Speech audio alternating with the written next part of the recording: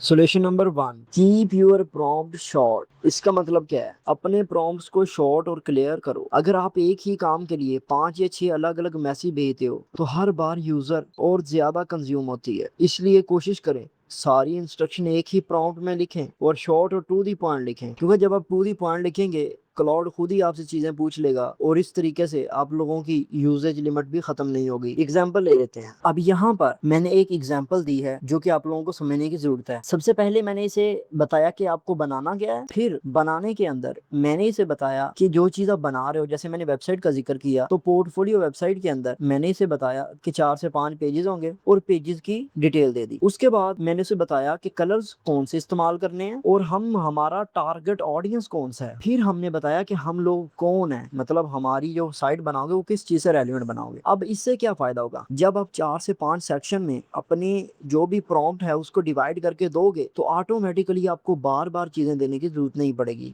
अब देखो यहाँ पर आप लोग अपनी जो पोर्टफोलियो के अंदर आप लोगों ने लोगो इस्तेमाल करना है वो भी दे दो, साथ में अपना नाम लिख दो जो भी आपकी कंपनी का नाम है या एजेंसी का नाम है, और साथ में जो भी पोर्टफोलियो के लिए पिक्चर लगानी है वो दे दो, या अगर डमी बनानी है तो वो भी शॉर्ट और टू दी पॉइंट लिख दो। अब इससे फायदा क्या होगा? इससे फायदा ये होगा कि वो आपको खुद पूछेगा जो चीज रह जाएगी और आपकी यूजेज लिमिट भी खत्म नहीं होगी। Solution number 3, wait for the usage limit to reset. इसका मतलब है कि अगर आपको फिर भी एरर आ रहा है तो आप लोगों को कुछ घंटे वेट करना पड़ेगा। क्लाउड की यूजेज लिमिट डेली रीसेट नहीं होती बल्कि रोलिंग टाइम विंडो पर काम करती है, मतलब 4 से 5 घंटे के बाद ये रीसेट हो जाती है, इसलिए कुछ टाइम बाद ऑटोमेटिकली रिकवर हो जाती है, आप दोबारा यूज कर सकते हैं। Solution number 4, use standard context. अगर आप क्लाउड कोड या एक्सटेंडेड कॉन्टेक्स्ट मोड में यूज कर रहे हैं तो इसके स्टैंडर्ड कॉन्टेक्स्ट पर स्विच करके दोबारा ट्राई करें। कहने का मकसद क्या है कि आप लोगों ने इसके जितने मॉडल्स दिए हुए हैं इनमें से जो आपके लिए परफेक्ट है आपने सिर्फ वही यूज करना है। जैसे हमारे पास हाइकू भी मिल जाता है, सोनेट भी मिल जाता है और इसकी एफर्ट भी मिल जाती है, तो जो आप लोगों के लिए रेलिवेंट है। अगर आप लोगों को वेबसाइट बनवानी है तो वेबसाइट के लिए आपको हाई जो है वो सोनेट चाहिए होगा। अगर आप लोगों को आंसर्स के क्वेश्चन चाहिए वो आपको मिल जाएगा। सोनेट अगर आप यूज करना चाहते हैं तो वो करें। Solution number 5, check your account. Confirm करें कि आप सही अकाउंट में लॉगिन है। सही अकाउंट से मुराद क्या है कि आप लोगों ने अगर पहले कोई प्रो प्लान यूज किया हुआ था या उसकी सब्सक्रिप्शन ली है तो क्या वही एक्टिव है या फिर उसकी बिलिंग तो नहीं रहती। उसका तरीकाकार क्या है कि अगर आप लोग कोई पेड प्लान यूज करें यहाँ पर पेड आ रहा होगा या प्लस आ रहा होगा, अगर जैसे मेरी तरह फ्री यूज कर रहे हैं तो यहाँ पर फ्री प्लान आ रहा होगा। अगर फ्री प्लान आ रहा हो तो आप लोग इसके बिलिंग सेक्शन से देख सकते हैं कि आपका जो प्रो प्लान है वो खत्म हुआ है या नहीं। Solution number 6,